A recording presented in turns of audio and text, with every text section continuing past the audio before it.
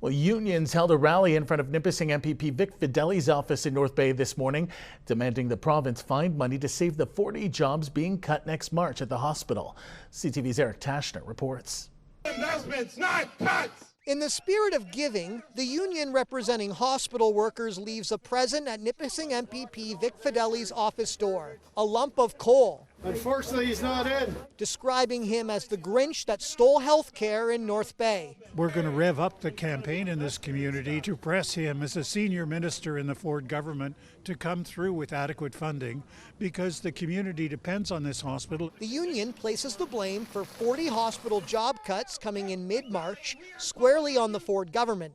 Jobs affected include 13 nursing positions, registered practical nurses, PSWs, clerical staff, a pharmacy technician, and a patient food service worker. The hospital needs to find $5.6 million in savings. Cuts like this are going to hurt the people who live in their community, their neighbors. Last week, Fedeli announced $15 million in hospital funding for the 2025-26 year. But the hospital says that money will not change the decision to make the cuts.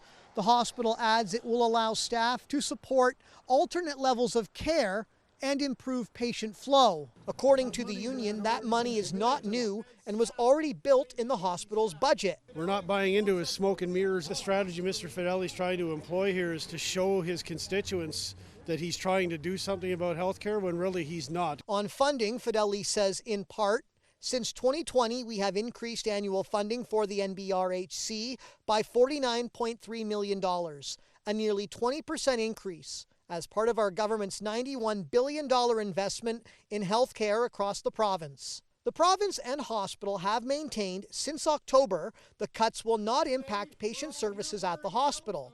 But rally goers who faced long wait times in the ER say the hospital is understaffed. She waited in Emerge for 5 hours before she was seen or even had a CT scan done. I couldn't believe it. The union fears cuts to the hospital will lead to an incentive to further privatize health care. Taschner, CTV News, North Bay.